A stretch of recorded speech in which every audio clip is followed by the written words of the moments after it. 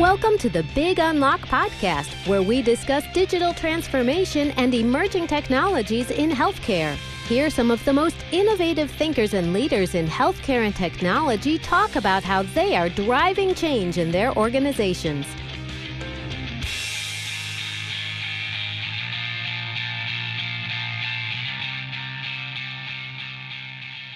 Hello again, everyone. Welcome back to my podcast. This is Patty, and it is my great privilege and honor to have as my special guest today, Manu Tandon, CIO of the Beth Deaconess Medical Center, which is an affiliate of the Harvard Medical School. Manu, welcome to the show. Thanks, Patty. Thanks for having me. It's an honor to be here. Thank you so much. So just to set the record straight and for our listeners to really understand the structure. So Beth Israel had a recent restructuring, right, back in March, I believe. You want to just quickly walk us through what the current structure of the Beth Israel health system is? Sure. The BIDMC, which is Beth Israel Deaconess Medical Center, as you mentioned, is academic medical center, Boston-based. It's a non-for-profit. It's affiliated with the Harvard Medical School, as you mentioned, located in downtown Boston. It's a tertiary quaternary care hospital with about 670 beds. It receives, on the research side, it receives about $270 million in research funding. And like you mentioned, back in March, we just became part of a bigger system. The name of the new system is Beth Israel Lahey Health, BILH. BILH is bringing together about 13 hospitals, a few AMCs, community hospitals, and we're super excited about this new development. And I will say that we're in the early form of our merger, and so there's a lot to figure out, but there's a lot of exciting thoughts and exciting stuff that's happening around it. Right. And I know that BIDMC also launched a Center for Health IT Exploration. And John Halamka was on my podcast last week, and I guess that's also part of the overall health system. Is that right? That's right. John and I work fairly closely. John's looking at the BILH level innovation market space. He does a lot of work internationally and nationally. We at BIDMC have something called a Center for IT Exploration, which is, like you said, a little bit more focused on the academic medical center, more tied with the annual operating goals of the hospital. And, our mission here at the CITEX, which is the short for Center for IT Exploration, is to look at innovations that are happening outside of healthcare and trying to bring them into healthcare, but under the context of our operating plan. So if our operating plan says, hey, our number one problem is to maximize our existing capacity, then we are always looking for solutions that can help us with doing that. I hope to talk to you about a few of those as we go along today. Excellent. So we met, Manu, when I attended the executive education program at the Harvard Med School, where you gave a fascinating presentation on your IT environment. And the thing that struck me the most was that you're the only major health system in the country to run your own electronic health record system. So can you tell us a little bit about how that came about, at least for the benefit of my listeners, and why the Beth Israel Deaconess Center has chosen not to implement one of the major industry EHR platforms till date? Yeah. So, I think, I've been here only for about 4 and 5 years. Our EHR obviously predates me. Several very highly talented folks have touched it as it has gone along. Back in 1970, it started with an NIH grant to 2 doctors, Warren Slack and Howard Bleish, and they were trying to build a system which was patient-centered, and I guess they were more patient-centric at the time before such a term even existed. And so what they did was they had this notion of usability and workflow to be central to the development of such a system. They started out with building actually a master patient index with about 500,000 patients, which is what we had at the time. And then sort of one thing kept leading to another. And over time, they added, clinical ancillary systems like labs and radiology, other diagnostic, administrative systems like registration, admitting, outpatient appointment, charge capture systems, clinical documentation. And then so this has now grown into what we call WebOMR, or OMR actually originally, and then includes basically the entire gamut of EHR functionality. In 2004, We launched Web OMR, which was basically a web-based version of OMR. So that's kind of where we are right now. In terms of your question of why we still use it, it works within the four boundaries of the hospital fairly well. It compares quite favorably in provider satisfaction surveys. We occasionally compare its functionality to the leading EHR vendors, and it seems to fairly okay on that account as well. As I mentioned, it's browser-based, so that has some advantages to it. It's accessible from any browser running on any device anywhere. I will also add that having your own EHR allows us to control the workflows. And as I'm sure you know, one of the biggest adoption barriers to innovations and third-party innovation especially is workflow integration. So we seem to not have that issue. I think this combination that we have has actually resonated with several innovators like Amazon, Google, and MIT, with whom we have quite fruitful partnerships. I will say it does come with challenges.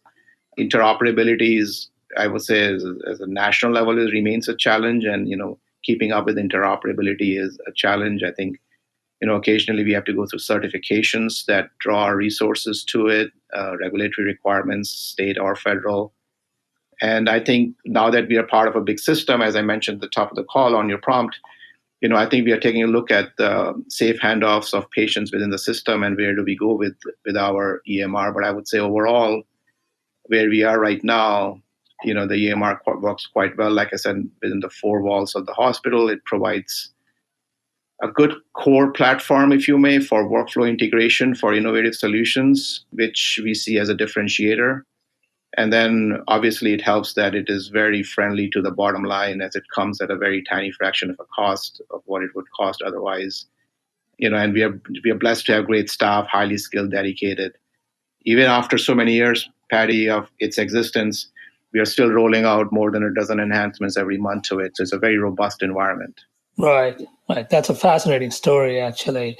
So do you want to share a little bit about the overall technology stack at BIDC that you manage, and a little bit about the IT governance model? Sure. So, the tech stack, as we spent some time talking about, the core of our tech stack is our homegrown EHR system. Right. But then we have all the typical applications you would imagine. PeopleSoft, we use PeopleSoft for HR, finance, supply chain. We have several websites, revenue cycle system. I will mention that we're in the middle of a multi-year project to migrate what can be migrated to the Amazon Web Services public cloud. So we're at this point, about 50% migrated.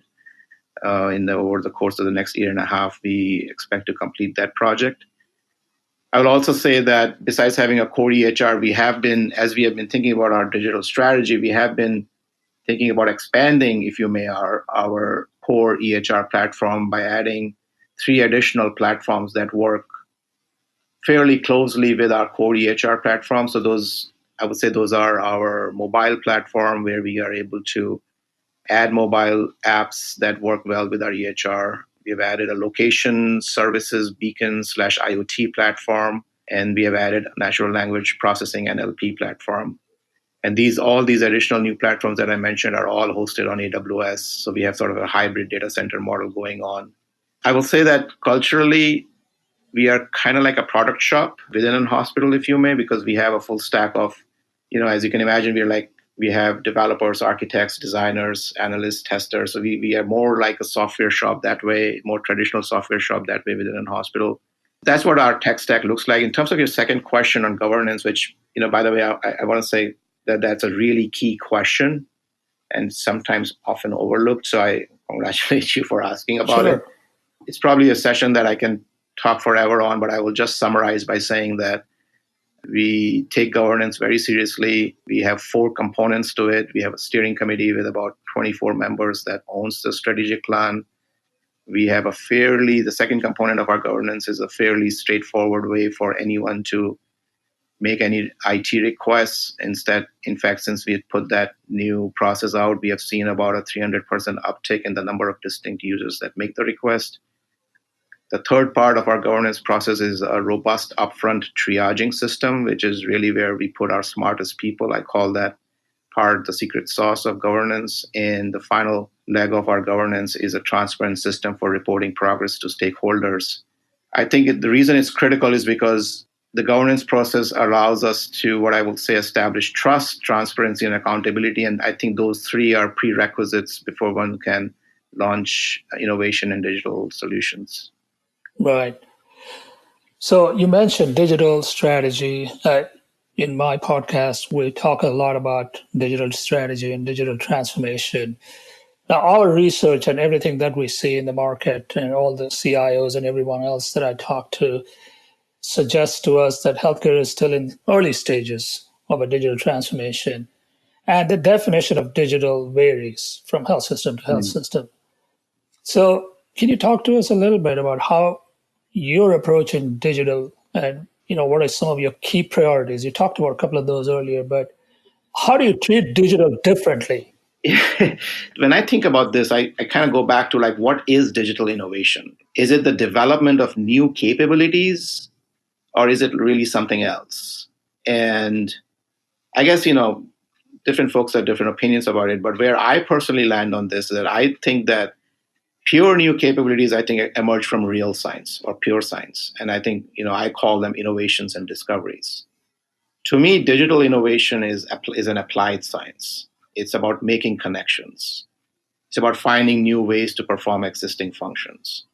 It's about seeing a business problem from a 360-degree view, understanding the people, process, and technology components that are playing into it, and then really creating a solution set that leverages either new or, in fact, just sometimes traditional technologies in a new connected way, which to me is the innovation part of it. And in terms of how we handle it internally, we don't necessarily differentiate between the innovation stream and the more, let's just say, conventional stream. We have one common process for our users to engage IT, regardless of whether they're looking for a traditional or a digital platform. Like I mentioned earlier, we are a common triaging process that really acts like a matchmaker, if you may, between business problems and the right technology platform, whether that's new innovative technology or existing technology. And I would say that organic growth of innovation within our otherwise product-oriented development shop has served us fairly well, and that's how we see ourselves continuing down this journey. So the way you're defining digital innovation is you take emerging or existing technologies or traditional IT, and you find new ways to do things that are better, faster, cheaper, better experience, however you define it. Is that a reasonable summary? That's a perfect summary. Very good. Now, are you also the Chief Digital Officer by definition? Is there a formally named title, or is the CIO also the Chief Digital Officer at BIDC? Well, we have one unified team, I would say. So the quick answer is no, we don't have a Chief Digital Officer. We have what I would say one unified team all under the CIO, so when I say unified team, I'm including our core operations. We run a 24/7 hospital after all. So all the IT needed to support that. It also includes our entire EHR product stack that we talked about a little bit. And then it also includes our Center for IT Exploration that we referred at the top of the call, which is really our innovation arm. So it's all under one team, one triaging system, one way to engage, one budget, if you may. And a lot of the staff that works in these three streams intermingle and sometimes move on from one role to another quite a bit. I would say, Patty, that's a conscious choice. We made it to do it this way. Sometimes doing it this way may seem like it can slow things down. I know a lot of organizations have taken a different sort of path to this, where they have created the center of innovation sort of outside of operations. We chose to not do that. We chose to keep it in operations because I believe in the long run, that's more scalable. And plus the solutions that come out of the innovation side, if you may, get absorbed better in the operational side and are sustained longer and in a more informed way by our staff when you do it in a combined, unified way like I defined. Right. And I think you are a little bit unique in that regard because, as you pointed out, what I see in the broader world of health systems is that the innovation group tends to be a standalone unit, at least among the larger health systems. The digital and the IT function are kind of rolled into the same role. Is that also your observation? Do you kind of agree with that statement? Yeah, that's exactly right. So we thought hard about that and made the choice that we made for the reasons that I explained. Right, right. Now, let's talk about digital strategy itself and within your health system. What we are seeing in other health systems is that there's multiple models for driving digital strategy. At one end, we have a model where they say our EHR system is our digital strategy. So, fill in the blank with whatever EHR vendor name you want to put in it. That's their digital strategy. At the other extreme, we have enterprises that are taking a step back and looking at an enterprise level digital roadmap and prioritizing all the initiatives and aligning them with enterprise level strategy and goals. What we see mostly, though, is that digital is being driven as a portfolio of individual projects, each of which is evaluated on its own merit and its own unique business case. Do you agree that that is the predominant model today? And where do you see yourself in that continuum as far as an overarching enterprise level digital strategy is concerned? Yeah, I mean, I would talk to this question just based on my own experience. Like I mentioned, sort of our story starts with having our own EHR, which, as we talked previously, we have paid a lot of attention on governance, a common governance process, and on a conscious effort to build more platforms that support that core EHR. And I feel that with those three things in place, a core EHR, a strong governance process, and an expansion of platforms, I think beyond that, to me, the journey needs to be driven by the priorities of the hospital. Right. And so in our example, our president, Pete Healy, and his senior management team, which I'm a part of, we every year sit down and set up our operating plan. And whatever comes out of that is essentially our charter for our digital strategy that we go build off of. And maybe I can best explain this with a few examples. So, for example, one of our operating goals was to maximize our existing capacity. And one of the things we found out was, the discharge process could be expedited, for example, if we were able to notify physicians of the availability of a result that perhaps is the last thing waiting between a patient getting discharged. So, we could use some of our mobile platform in that particular example to build a mobile app that notifies the clinician's smartphones or even their watch that, a result is back. And with one click, given that ours is a browser-based system, takes them into the EHR where they can put in the discharge note order and then the patient can be discharged. Why is that important? Because that maximizes our capacity. It doesn't make someone stay here any longer than they need to. Mm-hmm. Another example is, in hospitals like ours, the operating rooms are the biggest focus of both resources and opportunity. And I don't know if you know how operating rooms blocks are utilized, but it basically boils down to every surgeon having sort of a slice of time, if you may, where they can book their patients into. Now, right. If a surgeon is not going to be there, say 2 months from now, or let's say 2 weeks from now, because they're going to go on vacation or something, and they say release, quote unquote, release their block, how do you make sure that that release block gets rebooked? Right. And this was another use case where we thought that a simple mobile app that could notify unexpected availability of blocks to other surgeons could help improve our backfill rates, and we have seen that. So these are just examples to sort of support the point that, to me, the digital strategy is having common governance, having common platforms, having a dedicated team, but then really being solutions driven based on the top business priorities. Right. And these are great examples of this real bottom line benefit. And in the short term, it's not like you're waiting for a long time to spin something up and waiting for the results. So these are actually great examples. So, Manu, one of the things that I do in my podcast is something called a lightning round, where I ask for the top of mind thoughts from my guests on a handful of emerging technologies. And it doesn't have to be necessarily what's happening in your own health system, but a general observation around the state of the technology, state of adoption of technology. And the first one is something that we've already talked about at length in your context, but I'd love to hear your views on what you see as the adoption rate in the health system marketplace: cloud computing. You must have picked that up. I'm favorable towards cloud computing. I think it's cost effective. I think it provides flexibility. I think it actually can be more secure than on-prem if it is designed correctly. And like we experienced in our journey with AWS, it actually opened up to new innovative platforms to surround our EMR with. Prior to having this flexibility, I think, if we had to try out a new solution, we would have to set it up with new servers, and might take months. Now we can basically try things within the click of a button. We can switch it off when we want to. So I think I'm overall very positive about the cloud, as long as it is given the due diligence that it deserves to make sure that it is designed correctly and securely and used productively.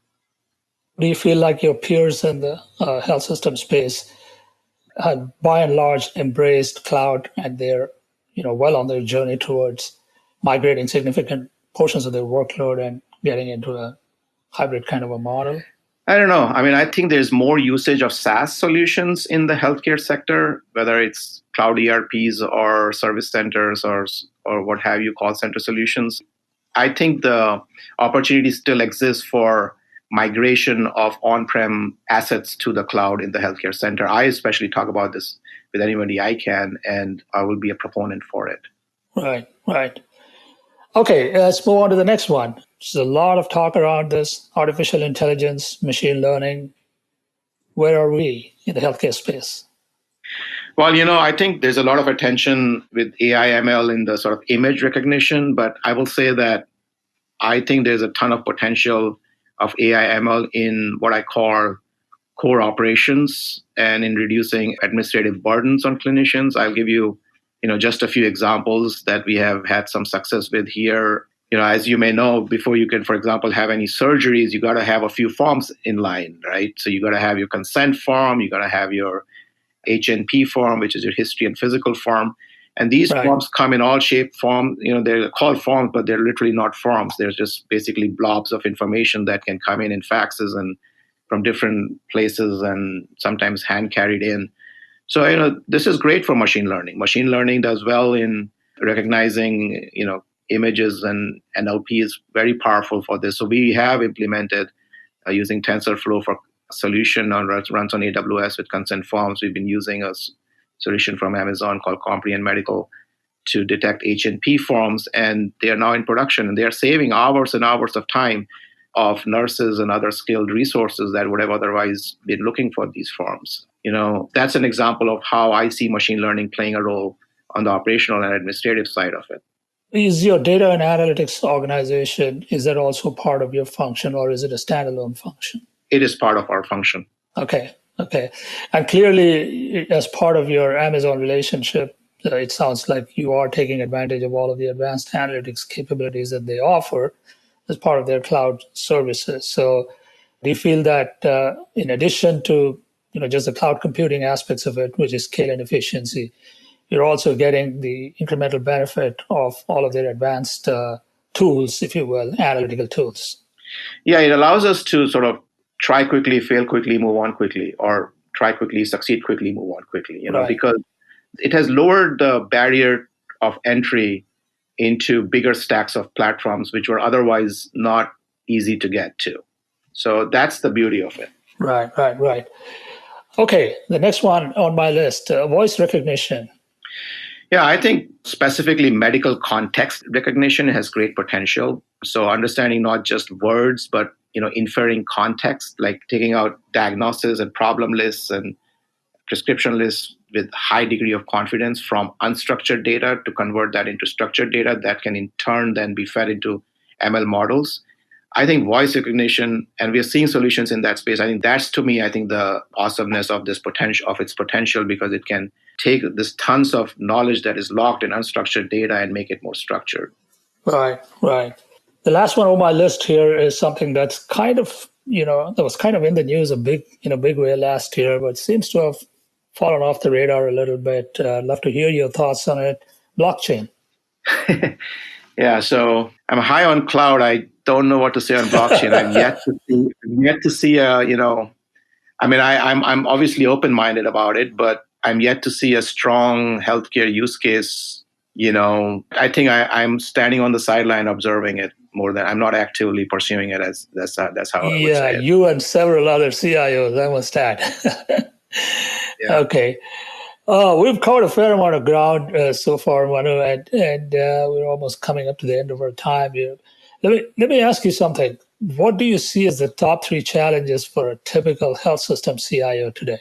Patty, I can speak to sort of my world. I think in my world, demand and supply of IT services is one of my top challenges. I would say. I think in general, I think there's three times the demand of what we can do. So even though we do hundreds of projects, it just feels to me like it's not enough. In the healthcare sort of business environment, you can't expect to just keep adding resources to address that. So how do you enhance your productivity? How do you get more smarter in the way you work is something that I am constantly finding myself thinking about. We are doing things like trying to, in IT worker space, context switching is very costly. Programmers like to have dedicated space where they can work on things without disruptions that enhances focus.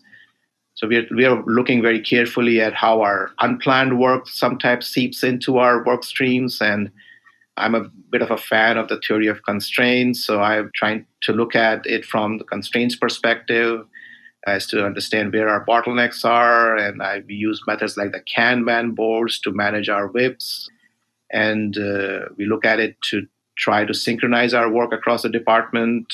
All this to say that the challenge of demand and getting productivity enhanced is, I would say, at the top of my mind.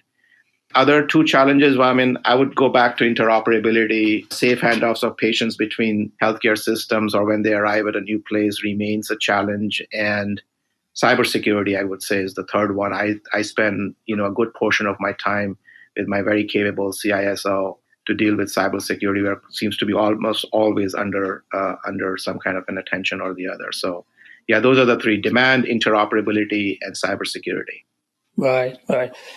Very interesting. And we didn't talk much about cybersecurity. There's probably a whole separate topic for a whole separate conversation. But as far as the first one is concerned, I imagine there's a lot of technology consulting firms out there who'd love to come in and help you. And I'm sure you have a lot of calls from them anyway. Just to round out our discussion today, I want to talk about the digital health startup environment. We follow this a lot. This is kind of what we do as a firm in our digital transformation advisory practice. The broad numbers are that VCs are putting in about 10 billion a year, give or take, on funding digital health startups. The vast majority of them don't go anywhere. Of course, the past week we saw a couple of big digital health IPOs come out, and so that's like a shot in the arm for the industry. What's your sense of what that whole landscape looks like today? Are you seeing real innovation coming out that you think you can integrate into your environment and accelerate your innovation? And if so, what's your advice to digital health startups looking to partner with the BIDC in your digital journey? Yeah, I think I get this question quite a bit. What I find myself end up telling folks is something actually that we talked at the top of this podcast, which is paying attention to workflow. It's not enough to have a smart solution. It has to be put in the context of a very fast-paced work pattern. The opportunity to impact lives, there's a short window where you can impact the decision-making of a physician, for example.